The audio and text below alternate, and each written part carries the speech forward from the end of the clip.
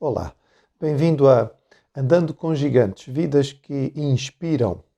Quando nós pensamos em pregação, e sobretudo quando pensamos em pregação dentro do meio batista, denominacional batista, nós ouvimos falar sempre do príncipe dos pregadores batistas.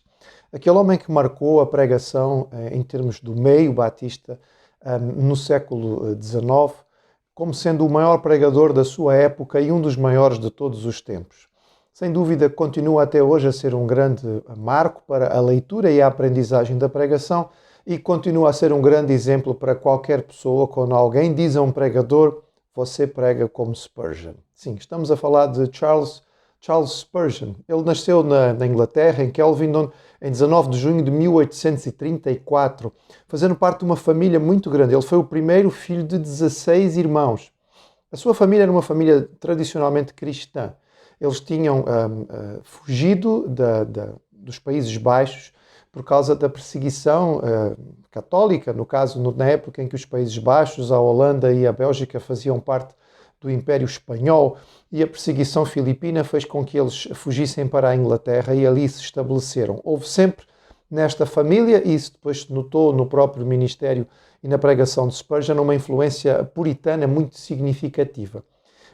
O seu pai era pastor congregacional e ele foi criado com esta base cristã em casa, mas apesar disso demorou para tomar uma decisão por Cristo.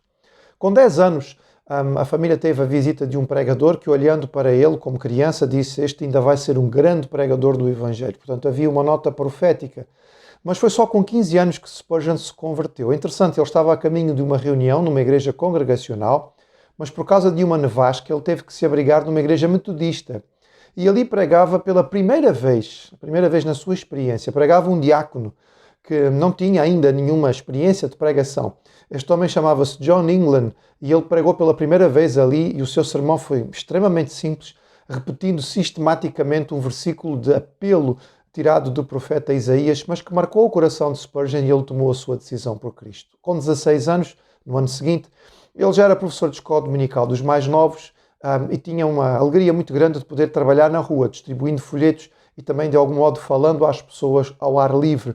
Começando a pregar, então, com 16 anos, rapidamente se percebeu a sua capacidade como pregador. E no ano seguinte, sem ter seminário, ainda tão novo na nossa consciência, no nosso entendimento, ele foi ordenado ao ministério da palavra. Este homem começou logo a ter um impacto significativo por causa da sua pregação.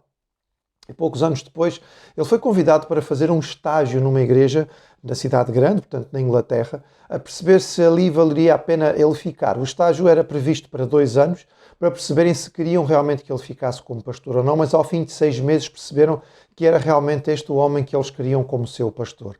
E então ele ali começou a pregar na igreja de New Park Street. Ele começou o seu ministério ali no ano em que começava a Guerra da Crimeia.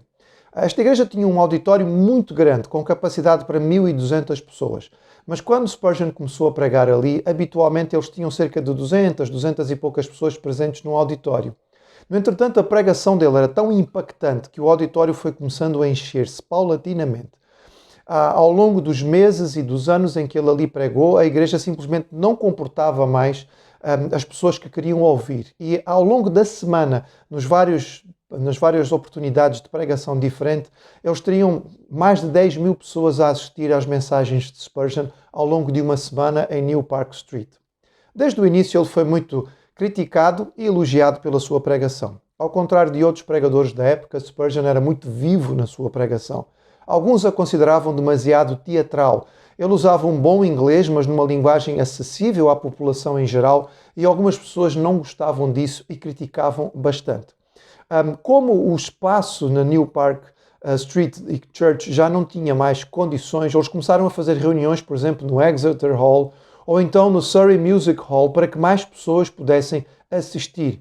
E foi daí que surgiu então a ideia da construção de algo que realmente pudesse comportar o espaço das pessoas que gostavam de ouvir. E assim construiu-se e depois inaugurou-se o London Metropolitan Tabernacle, o Tabernáculo Metropolitano de Londres, com capacidade para 5.000 pessoas sentadas e cerca de mais 1.000 pessoas em pé.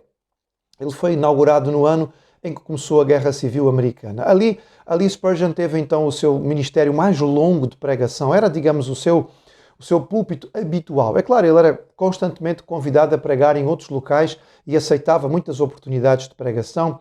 O local onde ele pregou com mais espaço para auditório foi o Crystal Palace e nesta ocasião juntaram-se mais de 20 mil pessoas para o ouvir pregar. Spurgeon pregava habitualmente 8 a 12 vezes por semana. Os seus sermões demoravam, em média, 1h45, 2 horas de duração. Era a prática daquele tempo as pessoas ouvirem pregação deste nível. Lembramos que estamos numa época em que ainda não existia televisão, a rádio também não, portanto, a forma de comunicação era feita desta maneira. A partir de certa altura percebeu-se o valor que estes sermões poderiam ter em forma publicada e então estenógrafos tomavam nota daquilo que ele estava a pregar. Estas notas depois eram revisadas por ele e eram então publicadas em panfletos que eram vendidos ao público.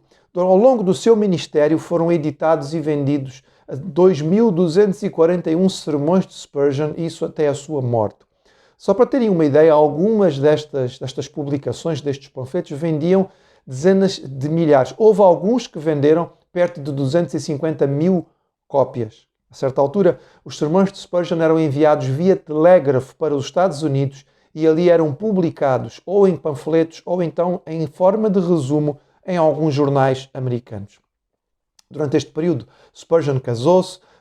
Ele casou-se com Susanna Thompson, de qual ele teve 2 filhos, 2 rapazes, 2 gêmeos, Thomas e Charles, ambos depois envolvidos na pregação e envolvidos no ministério também. Nesta altura, ele patrocinava o ministério da missão no interior da China, de Hudson Taylor, auxiliando o trabalho que ali era feito através das contribuições para os missionários. Foi nesta altura também que Spurgeon entendeu o valor do instrumento de algo muito simples, o livro sem palavras. E ele foi um dos grandes incentivadores da utilização desta ferramenta como instrumento de evangelização. Durante o seu período de trabalho, além de tudo aquilo que ele tinha de responsabilidade na igreja, de visitação, de aconselhamento, de pregação, ele teve tempo para abrir uma escola dedicada ao ensino de jovens. Então, em 1856, foi inaugurado o colégio para o treino de pastores jovens e ele ali investiu também grande parte do seu tempo. Spurgeon encontrava espaço para ler, estudar e escrever. E ao longo de 27 anos ele escreveu e editou 135 livros diferentes. O que não deixa de ser impressionante. Ele envolveu-se em campanhas públicas, por exemplo, contra a escravatura, o que acabou por valer algum perda de popularidade nos Estados Unidos, porque nesta época a grande confusão nos Estados Unidos era esta. Esta era uma época de grandes mudanças a nível mundial. Foi durante o ministério de Spurgeon que, por exemplo, Karl Marx editou o famoso Manifesto Comunista. Foi durante o seu ministério que Charles Darwin editou A Origem das Espécies. E tudo isto fazia frente ao ministério da palavra, que era simples, claro e direto, porque Spurgeon tinha uma grande preocupação com a verdade. O seu envolvimento com outras atividades levou-o a fundar e a auxiliar associações de evangelistas e comportores da Bíblia, que levavam a palavra do Senhor por todo o Reino Unido. Também ele fundou, em 1867, um orfanato Stockwell, e o sucesso foi tão grande que, passados alguns anos, foi organizado um novo orfanato, agora para meninas. É claro que este tipo de ministério podia ser extremamente abençoado e foi. Milhares e milhares de pessoas foram convertidas através da pregação de Spurgeon. Muitos milhares foram edificados espiritualmente através da sua pregação. A sua luta pela verdade ficou marcada em alguns momentos muito claros em que ele definiu e defendeu os pontos nos quais confiava. Isso levou a que houvesse muitas controvérsias, algumas discussões, e a certa altura ele foi mesmo afastado da sua ligação à Convenção Batista, à União Batista na Inglaterra, o que lhe pesou bastante no coração, porque ele amava a sua denominação e o trabalho convencional. Spurgeon sofria com vários problemas de saúde, também com a luta contra a depressão no meio destas confusões, e por vezes ele precisava retirar-se para poder descansar um bocadinho. Ele tinha uma doença crónica renal que estava a levá-lo pouco a pouco a perder as suas forças e as suas capacidades. Foi numa destas ocasiões, enquanto tentava descansar e recuperar as forças na França, em Menton, que ele acabou por falecer com apenas 57 anos, em janeiro de 1892. Denota para nós importante que o seu filho Thomas foi um dos seus sucessores sendo também um dos pastores e pregadores do London Tabernáculo durante muito tempo.